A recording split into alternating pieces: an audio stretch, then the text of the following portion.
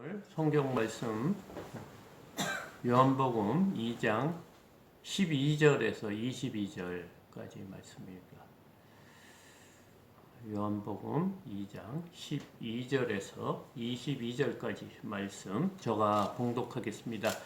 그 후에 예수께서 그의 어머니와 형제들과 함께 가버나움으로 내려가셨으나 거기에 여러 날 계시지 아니하시니라. 유대인의 유월절이 가까운지라 예수께서 예루살렘으로 올라가셨더니 성전 안에서 소와 양과 비둘기 파는 사람들과 돈 바꾸는 사람들이 앉아 있는 것을 보시고 노끈으로 채찍을 만드사 양이나 소를 다 성전에서 내쫓으시고 돈 바꾸는 사람들의 돈을 쏟으시며 상을 엎으시고 비둘기 파는 사람들에게 이르시되 이것을 여기서 가져가라. 내 아버지의 집으로 장사하는 집을 만들지 말라 하시니 제자들이 성경의 말씀에 주의 전을 사모하는 열심히 나를 삼키리라 한 것을 기억하더라. 이에 유대인들이 대답하여 예수께 말하기를 내가 이런 일을 행하니 무슨 표적을 우리에게 보이겠느냐. 예수께서 대답하여 이르시되 너희가 이 성전을 헐라. 내가 사흘 동안에 일으키리라. 유대인들이 이르되 이 성전은 46년 동안 지었거늘 내가 3일 동안에 일으키겠느냐 하더라. 그러나 예수는 성전된 자기 육체를 가리켜 말씀하신 것이라. 죽은 자 가운데서 살아나신 후에야 제자들이 이 말씀하신 것을 기억하고 성경과 예수께서 하신 말씀을 믿었더라. 아멘. 오늘 설교 말씀 제목은 참 성전 되신 예수님이라는 말씀으로 은혜를 나누고자 합니다. 우리가 지난주에는 아주 기쁨의 잔치, 혼인잔치의 말씀을 보았습니다. 그런데 기쁨을 주는 포도주가 떨어짐으로써 그 기쁨이 사라진 혼인 예식이 될 뻔한 것을 예수님께서는 물로 포도주를 이렇게 만들어서 그 혼인 예식이 기쁨의 혼인 예식이 될 수 있도록 예수님께서 만들어 주셨어요.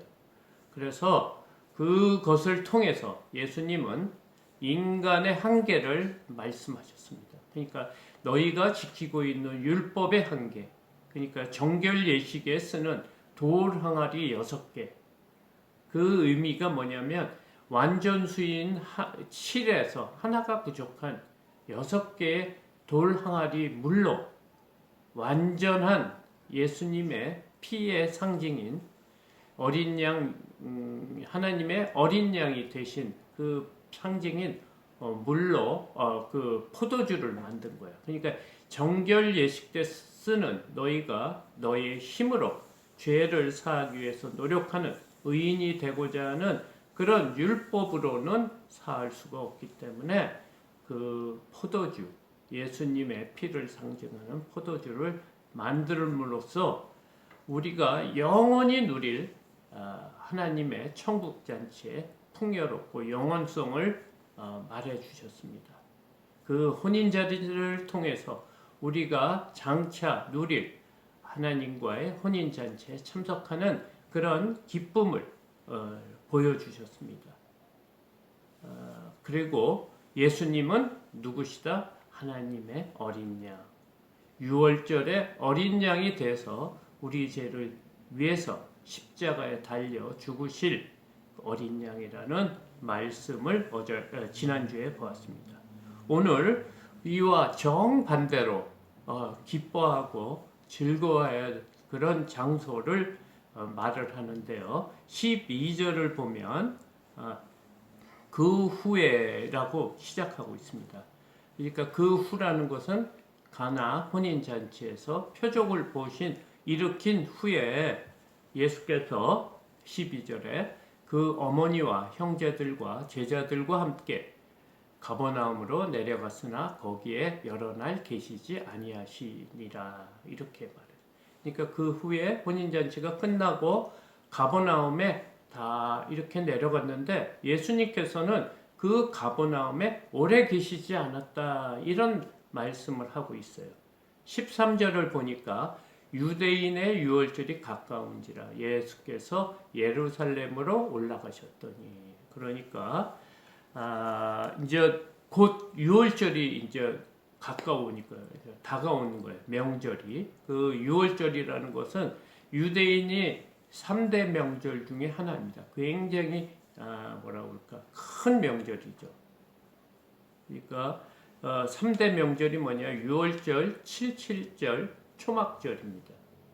이 세 명절이 있으면 아주 많은 사람들이 이제 예루살렘 성전에 들어와서 하나님께 제사를 드리고 하나님의 절기를 지키는 날이 이제 가까워서 예수님이 가버나움에 오래 머물시지 않은 이유가 유월절을 지키기 위해서 예루살렘에 가시기 위한 것이라는 것입니다. 사실 유월절의 주인공이 누굽니까? 바로 예수님입니다. 바로 하나님의 어린 양, 유월절 어린 양 대신 예수님입니다. 그 예수님이 지금 유월절을 지키려고 예루살렘에 올라가셨다고 합니다. 그런데 14절에서 17절을 보니까요, 어떻게 돼 있냐? 성전 안에 소와 양과 비둘기 파는 사람들과 돈 바꾸는 사람들이 앉아 있는 것을 보시고 녹분으로 채찍을 만드사 양이나 소를 다 성전에서 내쫓으시고 돈 바꾸는 사람들의 돈을 쏟으시며 상을 엎으시고 비둘기 파는 사람들에게 이르시되 이것을 여기서 가져가라. 내 아버지 집으로 장사하는 집을 만들지 말라 하시니. 그러니까 유월절을 지키기 위해서 지금 예루살렘 성전에 갔는데 그 성전 안이 어떻게 돼 있냐? 소와 양과 비둘기 파는 사람들과 돈 바꾸는 사람들로 가득 찬 거예요. 그러니까 마치 시골 장터 같은 처럼 시끄럽고 어수선하고 여기저기서 소름 소리도 들리고 동전 소리도 나고 그러니까 이 성전 안이 성전이 아닌 것이었습니다. 그러니까 예수님께서는 이런 곳에서 어떻게 유월절 예배 제사를 드릴 수 있느냐는 그런 생각이 든 겁니다. 그러니까 이런 모습을 보고 예수님께서는 너무 분이 난 거예요. 광분을 하신 거예요. 기쁘고 하나님께 감사가 축제가 일어날 귀한 그런 천국 잔치와 같은 그런 일이 생겨야 할 이 성전 안에는 그냥 세상 사람들이 사고 파는 세상이 들어와 있다는 거예요. 그래서 너무나 화가 나신 예수님께서는 녹군으로 채찍을 만들었답니다. 그래가지고 그 안에 있는 소와 양과 또 돈 바꾸는 사람, 그 환전하는 사람, 비둘기 파는 사람, 이 모든 사람에게 고함을 치면서 이것들을 가지고 빨리 나가라고 지금 고함을 치는 겁니다. 그러시면서 예수님께서는 내 아버지 집으로 장사하는 집을 만들지 말라 이런 말씀을 하고 계시는 거예요. 그러니까 지금 예수님이 공생애에서 가장 화를 내고 분이 난 거는 이때입니다. 사실은 예수님께서 십자가에 달려 돌아가실 때 너무나 억울하지 않습니까? 죄도 없는 사람이 많은 채찍을 맞고 또 끌려다니고 그 십자가를 이고 또 지고 골고다 언덕을 올라가서 십자가에 달려 돌아가실 때까지 이렇게 분을 낸 적이 없어요. 자신이 죽음을 당하는 그 시간에도. 그러나 오늘은 예수님께서 이 땅에 오셔서 가장 분을 낸 날입니다. 그런데 이 예루살렘 성전은 어마어마하게 큰 성전이었습니다. 그 안에는 지성소가 있고요. 그리고 여러 뜰이 있었습니다. 근데 지성소라는 곳은 예수님 하나님 앞에 제사 드리는 그런 장소를 기준으로 해서 제일 가까운 곳에는 제사장의 뜰이 있었고요. 그 다음으로는 여인들의 뜰이 있었고, 마지막 제일 멀리 있는 곳은 이방인 뜰이 있었습니다. 그런데 이 이방인 뜰이라는 것은 그 유대인이 아니면 이 예루살렘 성전 안에 들어올 수가 없는데, 이방인은 이방인들 뜰에까지만 들어갈 수 있는 그 권한이 있는 거예요. 그리고 그 안으로 들어가면 붙잡혀서 죽임을 당하는 거예요. 그런데 이 이방인 뜰에 지금 이런 소와 양과 비둘기 파는 와 돈 바꾸는 환전상이 있었던 거예요. 다시 말하면 이방인들이 와서 하나님 앞에 예배 드릴 수 있는 공간을 뭘로 사용하고 있냐면 이런 재물을 파는 장소로 지금 사용하고 있다는 거예요. 그런데 사실은 이 재물이 있어야지 하나님 앞에 거룩한 제사를 드릴 수 있습니다. 이 명절 때는 흩어진 디아스포라 유대인들이 먼 나라에서 그 순례길로 이 예루살렘에 와서 이 명절을 지키는 것이 유대인의 정통이었어요. 그리고 이방인 사람들도 이때 많은 사람들이 와서 또 이 명절을 함께 즐기는 때였습니다. 그런데 지금 이 교회 안에는, 이 성전 안에는 어떻게 돼 있냐면 이방인들에게 예배 드릴 수 있는 장소를 사용해서 지금 이 제물을 파는 곳으로 사용하고 있다는 거예요. 그러니까 이방인들은 도저히 하나님 앞에 나와 예배와 제사를 드릴 수 없는 정도로 만들었어요. 사실 이곳을 만든 것이 아까도 말씀드렸지만 먼 나라에서 올 때 동물을 이렇게 가지고 오면 오다가 상처도 나고 다치기도 하고 또 병들기 때문에 제물로서 온전하게 드릴 수가 없었어요. 왜 그러냐면 레위기 때 하나님께서 우리에게 법을 주셨는데 하나님께 드리는 제물은 흠도 없어야 되고 점도 없어야 돼요. 완전한 정결한 제물을 드려야 됩니다. 그렇기 때문에 그 먼 나라에서 오는 사람들을 위해서 성전 안에 이런 곳을 만든 거예요. 그러니까 그 사람들이 제사를 잘 드릴 수 있도록 이렇게 좋은 목적으로 만들어 놨는데, 처음에는 이런 목적으로 만들었지만 이것을 하다 보니까 이거를 통해서 이권이 생긴 거예요. 그러니까 재물을 파는 상인들로 통해서, 그것을 통해서 이득이 남은 것이 다 누구에게 돌아가냐면 이 성전의 주인격인 제사장들, 종교 지도자들에게 돈이 다 가는 거예요. 그리고 이 성전을 사용하려고 하면 성전세를 내야 돼요. 이 성전세는 이방인 돈으로는 받을 수가 없어요. 유대인 돈으로 이렇게 돈을 바꿔야 되기 때문에 이 안에는 또 환전소가 있는 거예요. 이런 모든 것을 통해서 이권이 점점 많아지는 거예요. 이 장소에 들어와서 장사를 하려고 하면 제사장들이나 종교 지도자들한테, 또 환전소가 생기려고 하면 그 사람들의 다 허락을 받아야 되기 때문에 그 허락을 하는 과정에서 이권이 생기는 거예요. 그러다 보니까 이 성전 안에는 이런 재물을 파는 것이 굉장히 활성화가 됐어요. 그런데 예수님은 이것을 알았다는 거예요. 이 사실을 알아서 사실 가버나움에 오래 머물고 싶었지만 이것 때문에 일찍 예루살렘 성전으로 온 겁니다. 그래서 17절에 보면 제자들이 성경 말씀에 주의 전을 사모하는 열심이 나를 삼키리라 한 것을 기억하더라. 예수님이 그걸 하는 것을 보고 지금 시편 69편 9편에 있는 말씀을 기억한 거예요. 이 말씀은 다윗이 주의 전을 하나님을 사랑하는 그 마음이 있는 것을 지금 그 시편 말씀을 기억하고 예수님을 바라본 거예요.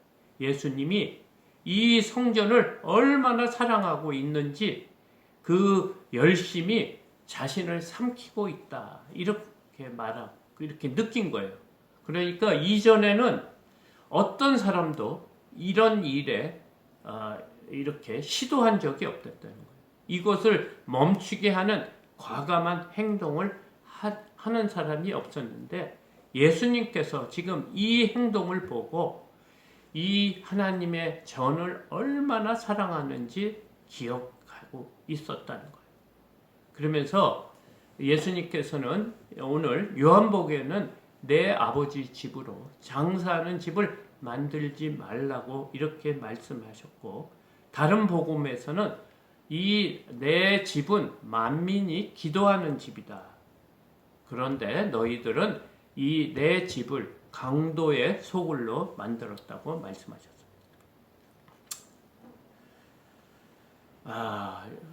제사장들은 열심히 있었습니다. 예수님은 주의 전을 사랑하는 열심이 있었지만 제사장도 열심히 있어요. 어떤 열심이 있었냐면 절기를 지키려 오는 성도들의 등을 쳐먹는 열심이 있었던 것입니다. 그것이 바로 강도고, 그런 사람들이 성전을 지키기 때문에 강도의 소굴이 된 것이라고 다른 복음서에서는 그렇게 말씀하고 있습니다. 지금 교회들은 어떻습니까? 교회들이 본질을 지키고 있다고 생각하십니까? 많은 사람들이 주의 일을 하고 봉사도 하고 사역도 합니다. 그런데 어떤 사람은 사업을 목적으로 교회에 오는 사람도 있고요. 정치적인 목적으로 이렇게 오는 사람이 있습니다. 선거철이 되면 많은 정치인들이 열심히 대형 교회를 다니고 있습니다. 그런데 하나님께서는 교회에 나오는 사람이 다 성도라고 하는 말을 하는 것이 아니고, 또 예배를 드린다고 다 성전이라고 말씀하고 있지 않다는 것입니다. 그러니까 사역자들도 순수한 목적을 잃어버리고 자신을 위해서 주의 일을 할 수 있다고 오늘 본문은 말해주고 있습니다.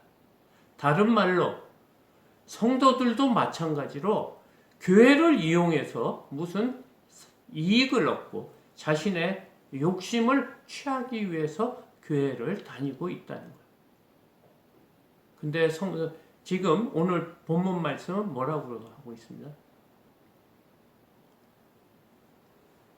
이런 모든 것이 하나님은 다 알고 계신다는 거예요. 하나님께서는 우리를 성령이 거하는 성전이라고 말씀하셨어요. 고린도전서 3장 16절의 말씀을 보이는 말씀에는 너희는 너희가 하나님의 성전인 것과 하나님의 성령이 너희 안에 계시는 것을 알지 못하느냐. 누구든지 하나님의 성전을 더럽히면 하나님이 그 사람을 멸시하리라. 하나님의 성전은 거룩하니 너희도 그러하니라. 우리의 몸도 성령이 거하시는 성전이라고 했습니다. 지금 예루살렘 교회의 제사장들의 마음이 지금 그 안에 소와 양과 환전소가 있고 비둘기 파는 사람이 있는 것처럼 자신의 욕심과 또 자신의 사악한 마음이 있다는 것이에요. 그리고 마가복음 3장 28절에서 29절에서 이런 말씀이 있습니다. 내가 진실로 너희에게 이르노니 사람의 모든 죄와 모든 모독하는 일은 사하심을 얻되 누구든지 성령을 모독하는 자는 영원히 사하심을 얻지 못하고 영원한 죄가 되느니라 하시니라 라고 말씀하셨습니다. 이 말은 무엇입니까? 세상에서 짓는 죄와 교회 안에서 짓는 죄가 다르다는 거예요. 지금은 성령의 시대입니다. 하나님께서 간구하는 자에게 성령을 물붓듯이 주시겠다고 약속했어요. 지금 하나님이 주신 이 성령으로 자신의 유익을 취하는 사람은 용서를 받지 못한다고 이런 말씀을 하시고 있는 것입니다. 18절에서 21절까지 말씀입니다. 이에 유대인들이 대답하여 예수께 말하기를 내가 이런 일을 행하니 무슨 표적을 우리에게 보이겠느냐. 예수께서 대답하여 이르시되 너희가 이 성전을 헐라 내가 사흘 동안에 일으키리라. 유대인들이 이르되 이 성전은 46년 동안에 지었거늘 내가 3일 동안에 일으키겠느냐 하더라. 그러나 예수는 성전된 자기 육체를 가리켜 말씀하신 것이라. 맞아. 죽은 자 가운데서 살아나신 후에야 제자들이 이 말씀하신 것을 기억하고 성경과 예수께서 하신 말씀을 믿었더라. 지금 유대인들이 성전이 무엇고 성도가 무엇인지 모르고 있는 거예요. 유대인들이 지금 어떤 마음이래? 보이는 성전이 성전인 줄 알고 있는 거예요. 그래서 예수님께서 성전 안을 엉망으로 만들어 놓은 걸 가지고 너가 무슨 자격으로 이렇게 어지럽히고 있느냐고 따지고 있는 것입니다. 성전된 예수님께 지금 이런 말을 하고 있으니 정말 민망한 상황입니다. 주인에게 무슨 자격으로 이렇게 하고 있는 거와 따지는 거와 같은 것입니다. 무식하면 용감한 것입니다. 예수님께서는 그 말씀을 듣고 이 성전을 헐라. 그러면 사흘 만에 다시 일으키겠다는 말씀을 하십니다. 성전이 무엇인지 모르니까 그들은 46년 동안 지은 이 성전을 내가 어떻게 해서 사흘 만에 다시 세우겠느냐고 지금 말하고 있는 것입니다. 그들은 성전이 예수님의 몸인지를 모르는 것입니다. 엄청난 큰 헤롯 성전, 그것이 그 안에서 제사를 드리고 동물로 하나님께 동물로 제사를 드리는 것이 교회인 줄 알고 있는 거예요. 그런데 지금 오늘 본문은 아무리 크고 아름답고 금으로 쌓인 성전이라도 그 안에 하나님이 계시지 아니하면 성전이 아니고 건물이라는 거예요. 그래서 이 예루살렘 성전이 AD 70년 로마 티토 장군에 의해서 돌 위에 돌 하나도 남지 않고 다 파괴가 됩니다. 무너집니다. 왜 하나님의 성전이 무너져야 합니까? 하나님은 건물을 성전이라고 생각하지 않기 때문에 그래요. 그 큰 건물 안에 많은 사람도 있고 유창한 설교가 있더라도 그 안에 하나님이 계시지 않으면 이것은 교회가 아니고 성도도 아니고 예배도 아니라는 거예요. 그래서 우리가 정말 중요하게 생각해야 될 것은 하나님이 어떤 분이신지를 알아야 된다는 거예요. 믿음 생활에서 가장 중요한 것은 하나님이 어떤 분이신지를 알아요. 하나님은 우리의 눈으로 보이는 외형으로 보는 것을 중요하게 생각하지 않으시고요. 우리의 중심을 보시는 하나님이에요.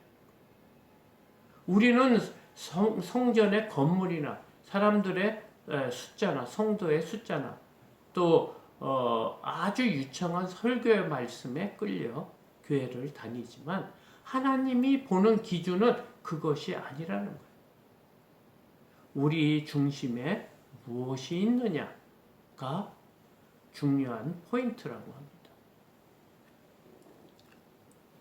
그리고 오늘 본문 중에 하나님이 제일 싫어하는 사람은 겉과 속이 틀리는 사람. 이 예루살렘에 있는 제사장들이 얼마나 겉으로는 거룩하고 은혜롭고 믿음이 좋게 보이겠습니까? 많은 사람들에게 존경을 받고 또 그들을 따릅니다. 그런데 그들은 겉은 거룩하지만 속은 어떻다고 합니까? 마치 그 무덤 속에 있는 시체가 썩고 있는 것처럼 회칠한 무덤 같다고 지금 오늘 본 예수님께서는 말하고 있는 거예요. 예루살렘 성전에서 아무리 흠이 없고 정결한 제물로 제사를 드려도 부패한 제사장들과 종교자들이 드리는 제사는 하나님이 받으시지 않는다는 거예요. 이런 관습이 오랫동안 있었다는 거예요. 그래서 예수님께서는 이 문제를 해결하기 위해서 유월절이 되기 전에 지금 성전에 와서 성전 정화 작업을 하신 겁니다. 오늘 우리가 이 말씀을 보면 무엇이 기억납니까? 우리가 보이는 하나님, 보이는 건물과 보이는 크기에 따라 믿음이 좌우되지 않는다는 거예요. 하나님이 보시는 것은 우리의 중심을 본다는 거예요. 우리의 몸이, 우리의 처지가 형편없고 세상 사람들이 봐도 아닌 것 같이 보이더라도 그 안에 하나님이 모시고 성령을 모시면 그것이 바로 성전이라고 하는 거예요. 아무리 거룩하고 큰 성전 안에도 탐욕과 사악한 마음으로 하나님 앞에 사역을 한다 그러면 그것은 뭐라고 그럴까? 성전이 아니고 교회도 아니고 그것은 그냥 일반 건물이고 공연이라고 하는 거예요. 어떤 행사라고 지금 말하고 있는 거예요. 우리의 양심은 보이지 않습니다. 그런데 오늘 예수님께서는 내 아버지 집을 장사하는 집으로 만들지 말라고 하셨습니다. 그런 일들이 교회 안에 있다는 것입니다.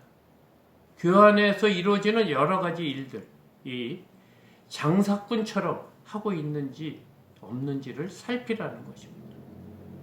우리나라 교계에도 여러 교단으로 나누어지고 있습니다. 그리고 그 안에 총회장도 뽑고 노회장도 뽑고 그런 선출 과정에 이런 이권이 없느냐고 지금 말하는 것과 같습니다. 그리고 우리의 하는 선교사역과 봉사에도 이런 이권이 없는지 우리 자신을 살피라는 거예요. 그리고 목회에서도 교회 일 안에서 또 이런 점이 없는지 스스로 살피라는 거예요. 그렇지 않으면 예루살렘 종교 지도자들과 다를 바 없다는 거예요. 하나님께 기도하는 집을 자신의 명예나 유익을 위해 사용한다면 하나님을 경홀히 여기는 것과 같다고 합니다. 성전은 그리스도의 몸입니다. 그런데 제자들이 이 말씀이, 이 성전이 그리스도의 몸이라는 이 말씀이 예수님이 살아계실 때는 몰랐다는 거예요. 예수님이 십자가에 죽으시고 승천하시고 성령을 받은 후에야 비로소 성전이 예수님의 몸이라는 것을 깨달았다는 거예요. 맞습니다. 우리도 성령을 받지 않으면, 성령을 모르면 우리도 이런 신앙생활을 할 수 있다는 것을 본문이 말해주고 있습니다. 교회는 그리스도의 몸입니다. 주의 전에서 성령을 거스르는 일을 하고 있다면 이것처럼 두려운 것이 없습니다. 정말 깨어있지 않으면 우리도 바리새인들처럼 무엇이 죄인지도 모르고 믿음 생활을 하고 있는 것입니다. 그래서 우리는 날마다 말씀 앞에 서야 됩니다. 우리가 한 발짝 뒤로 서서 우리의 자신을 매일 살펴야 되는 이유입니다. 그리고 기도해야 합니다. 그래야 성령님께서 말씀을 기억나게 하시고 우리가 죄에서 돌이킬 수 있다는 것입니다. 오늘 본문 말씀은 교회는 그리스도의 몸이다. 이런 것을 잘 깨닫으시고 믿음 생활 바르게 하는 저와 여러분 되시기를 소망합니다. 감사합니다.